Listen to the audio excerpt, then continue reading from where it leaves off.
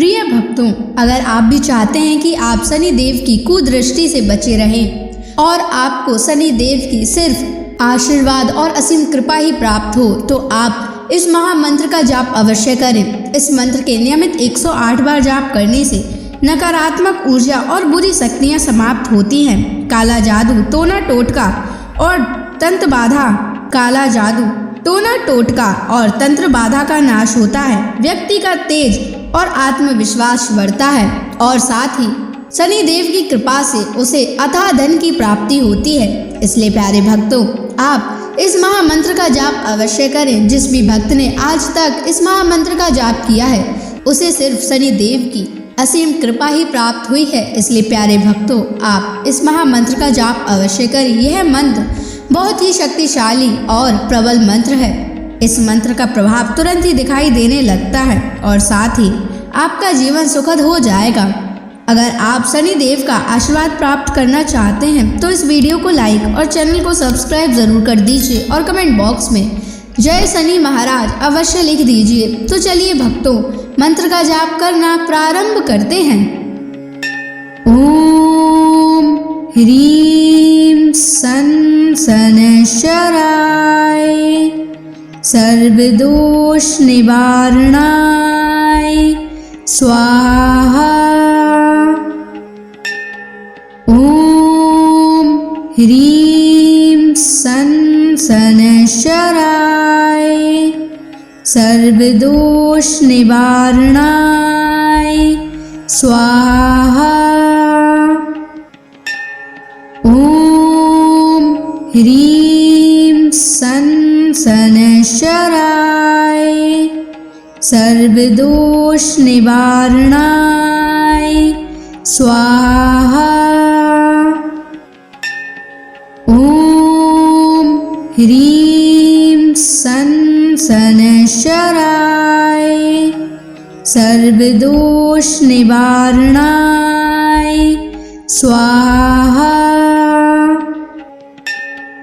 ओम ह्रीं सन शनैश्चराय सर्वदोष निवारणाय स्वाहा। ओम ह्रीं सन शनैश्चराय सर्वदोष निवारणाय स्वाहा। ओम ह्रीं सन शनैश्चराय सर्वदोष निवारणाय स्वाहा। ओम ह्रीं सन शनैश्चराय सर्वदोष निवारणाय स्वाहा। ओम ह्रीं सन शनैश्चराय सर्वदोष निवारणाय स्वाहा। ओम ह्रीं सन शनैश्चराय सर्वदोष निवारणाय स्वाहा। ओम ह्रीं सन शनैश्चराय सर्वदोष निवारणाय स्वाहा। ओम ह्रीं सन शनैश्चराय सर्वदोष निवारणाय स्वाहा। ओम ह्रीं सन शनैश्चराय सर्वदोष निवारणाय स्वाहा। ओम ह्रीं सन शनैश्चराय सर्वदोष निवारणाय स्वाहा। ॐ ह्रीं सन् शनैश्चराय सर्वदोषनिवारणाय स्वाहा।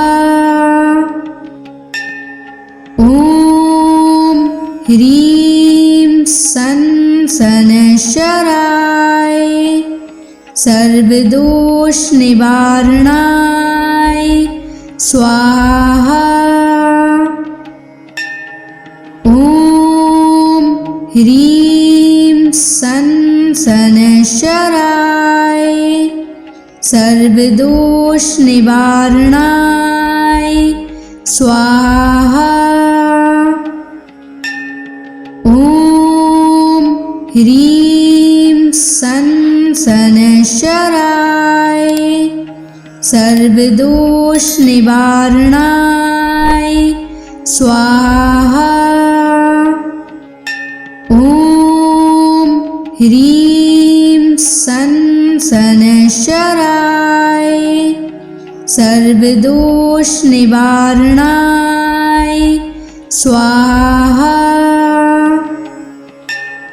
ॐ ह्रीं सन् शनैश्चराय सर्वदोषनिवारणाय स्वाहा।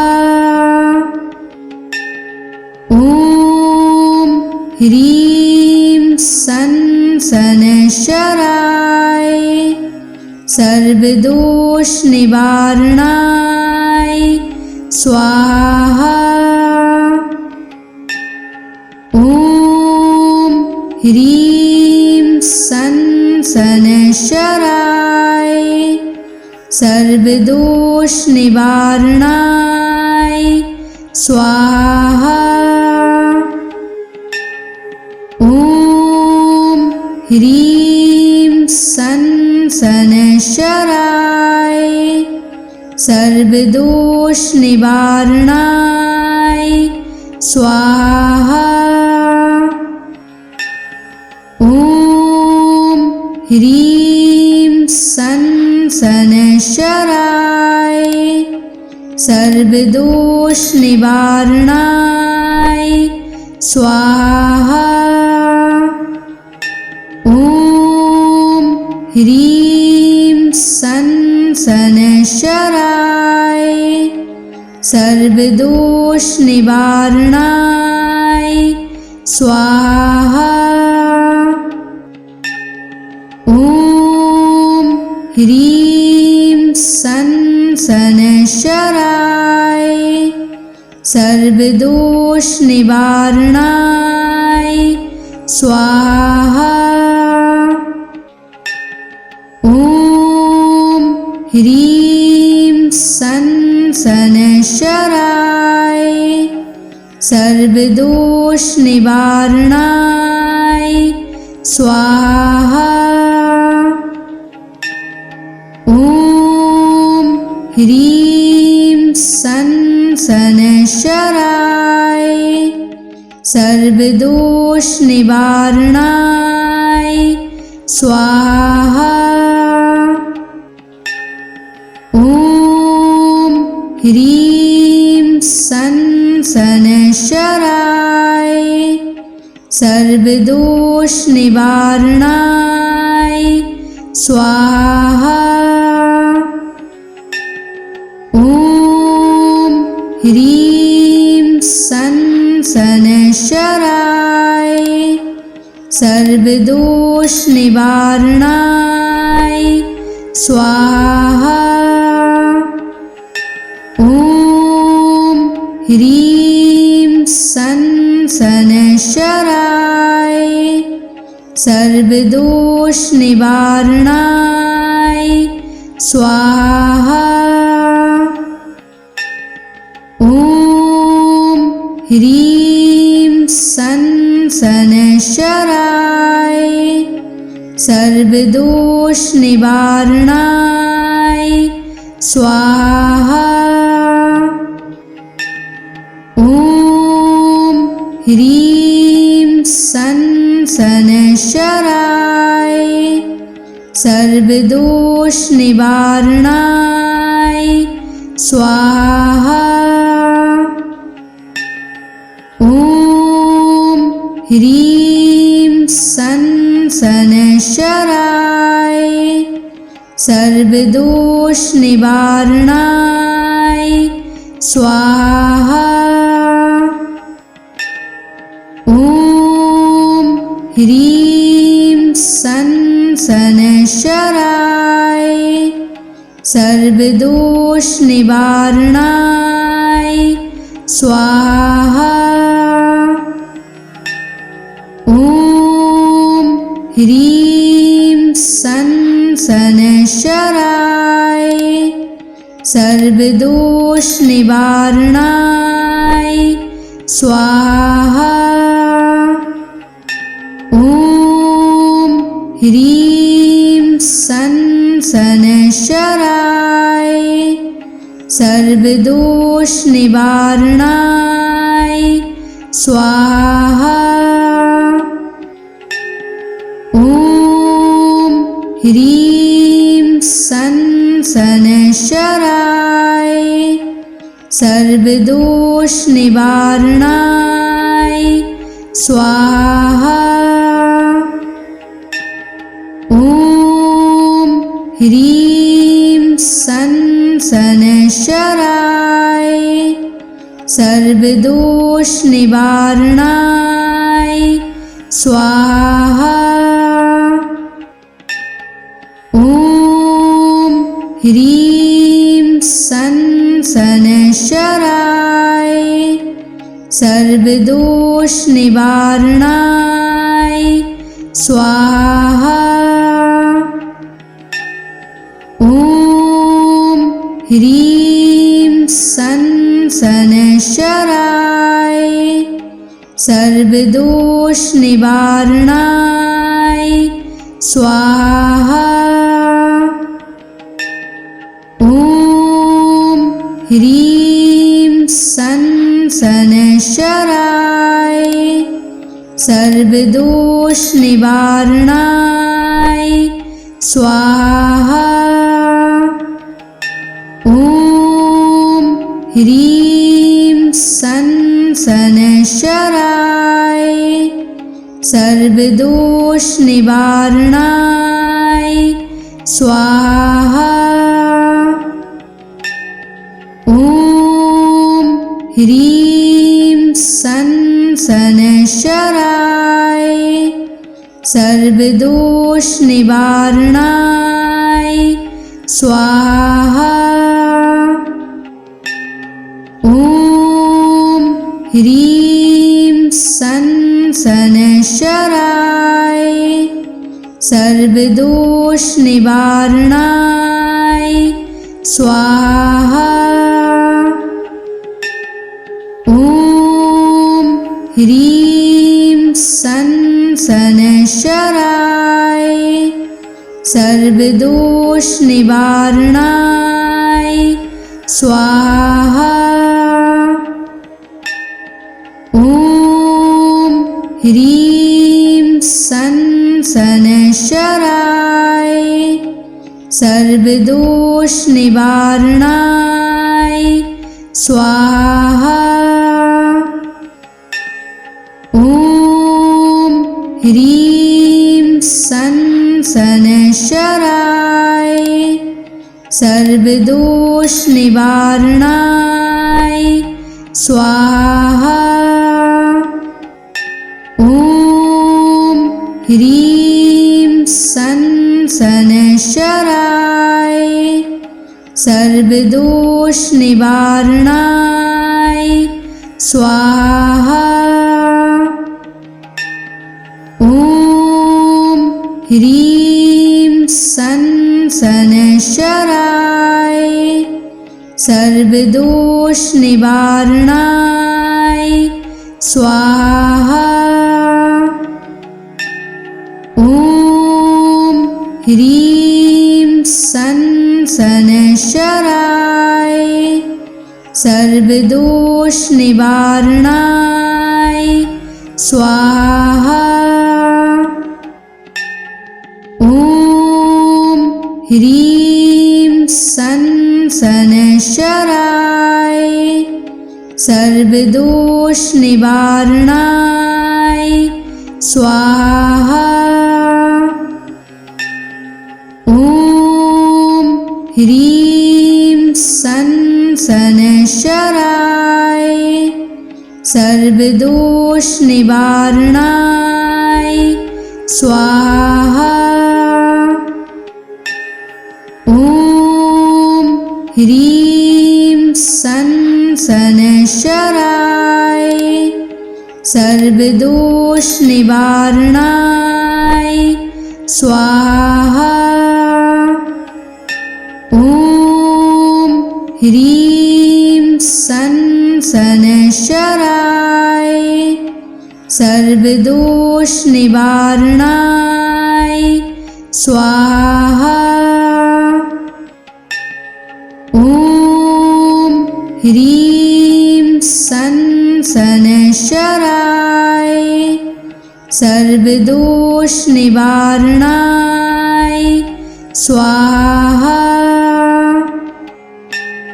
ॐ ह्रीं सन शनैश्चराय सर्वदोष निवारणाय स्वाहा। ॐ ह्रीं सन शनैश्चराय सर्वदोष निवारणाय स्वाहा। ॐ ह्रीं सन शनैश्चराय सर्वदोष निवारणाय स्वाहा। ॐ ह्रीं सन शनैश्चराय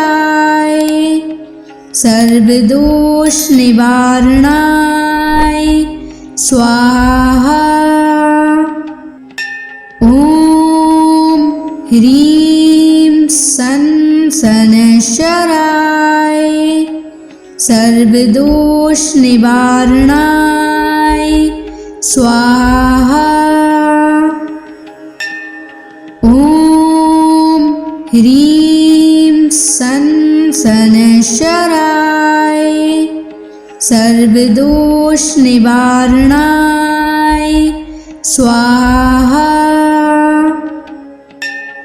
ॐ ह्रीं सन शनैश्चराय सर्वदोष निवारणाय स्वाहा। ॐ ह्रीं सन शनैश्चराय सर्वदोष निवारणाय स्वाहा। ॐ ह्रीं सन शनैश्चराय सर्वदोष निवारणाय स्वाहा। ॐ ह्रीं सन शनैश्चराय सर्वदोष निवारणाय स्वाहा। ॐ ह्रीं सन शनैश्चराय सर्वदोष निवारणाय स्वाहा। ॐ ह्रीं सन शनैश्चराय सर्वदोष निवारणाय स्वाहा। ॐ ह्रीं सन शनैश्चराय सर्वदोष निवारणाय स्वाहा।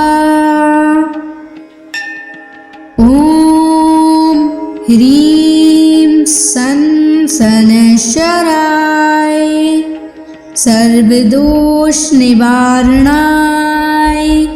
स्वाहा।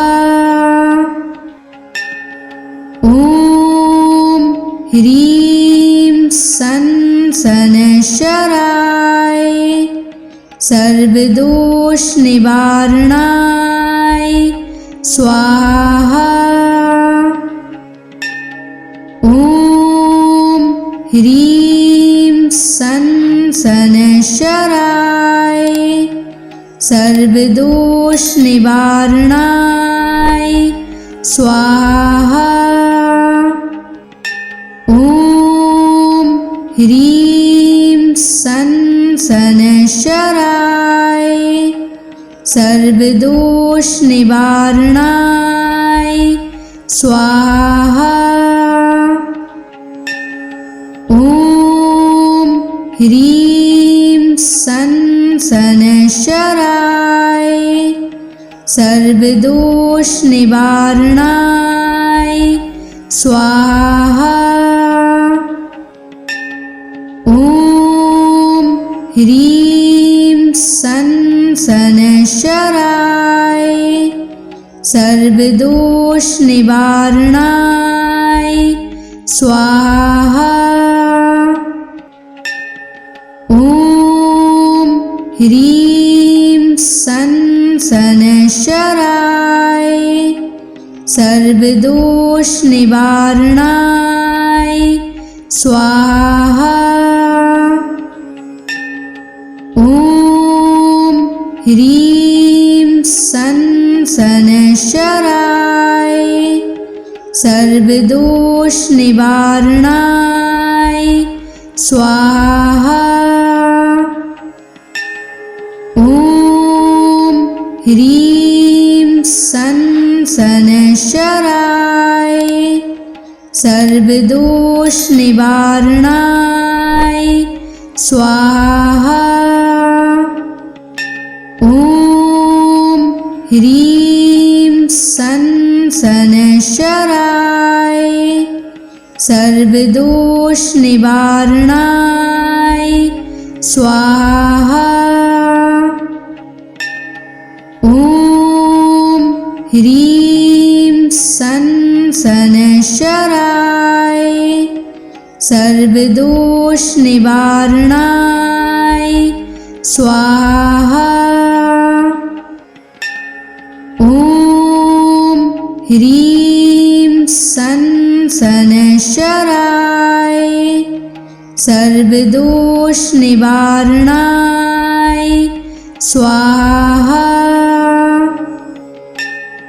ॐ ह्रीं सन् शनैश्चराय सर्वदोषनिवारणाय स्वाहा। ॐ ह्रीं सन् शनैश्चराय सर्वदोषनिवारणाय स्वाहा। ॐ ह्रीं सन् शनैश्चराय सर्वदोषनिवारणाय स्वाहा। ॐ ह्रीं सन् शनैश्चराय सर्वदोषनिवारणाय स्वाहा। ॐ ह्रीं सन् शनैश्चराय सर्वदोषनिवारणाय स्वाहा। ॐ ह्रीं सन् शनैश्चराय सर्वदोषनिवारणाय स्वाहा। ॐ ह्रीं सन् शनैश्चराय सर्वदोषनिवारणाय स्वाहा। ॐ ह्रीं सन् शनैश्चराय सर्वदोष निवारणाय स्वाहा। ॐ ह्रीं सं शनैश्चराय सर्वदोष निवारणाय स्वाहा। ॐ ह्रीं सं शनैश्चराय सर्वदोष निवारणाय स्वाहा। ॐ ह्रीं सं शनैश्चराय सर्वदोष निवारणाय स्वाहा। ॐ ह्रीं सं शनैश्चराय सर्वदोष निवारणाय स्वाहा। ॐ ह्रीं सं शनैश्चराय सर्वदोष निवारणाय स्वाहा। ॐ ह्रीं सं शनैश्चराय सर्वदोष निवारणाय स्वाहा।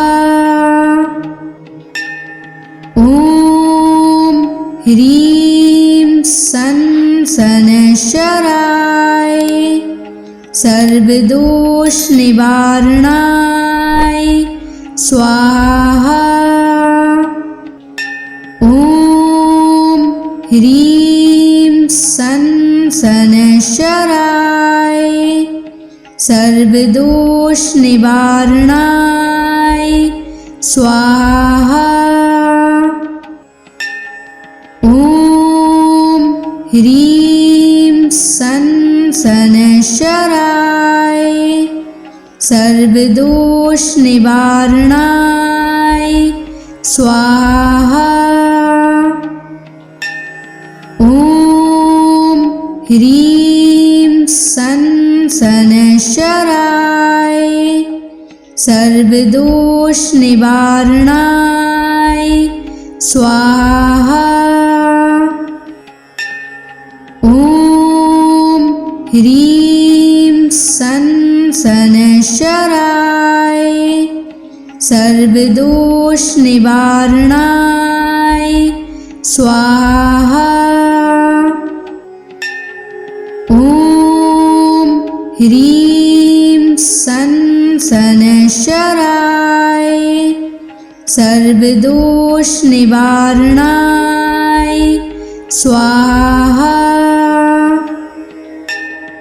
ॐ ह्रीं सं शनैश्चराय सर्वदोष निवारणाय स्वाहा। ॐ ह्रीं सं शनैश्चराय सर्वदोष निवारणाय स्वाहा। ॐ ह्रीं सं शनैश्चराय सर्वदोष निवारणाय स्वाहा। ॐ ह्रीं सं शनैश्चराय सर्वदोष निवारणाय स्वाहा। ॐ ह्रीं सं शनैश्चराय सर्वदोष निवारणाय स्वाहा। ॐ ह्रीं सं शनैश्चराय सर्वदोष निवारणाय स्वाहा। ॐ ह्रीं सन शनैश्चराय सर्वदोष निवारणाय स्वाहा।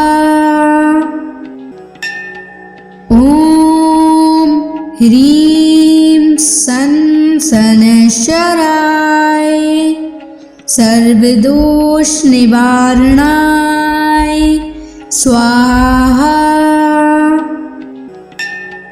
ॐ ह्रीं सन शनैश्चराय सर्वदोष निवारणाय स्वाहा।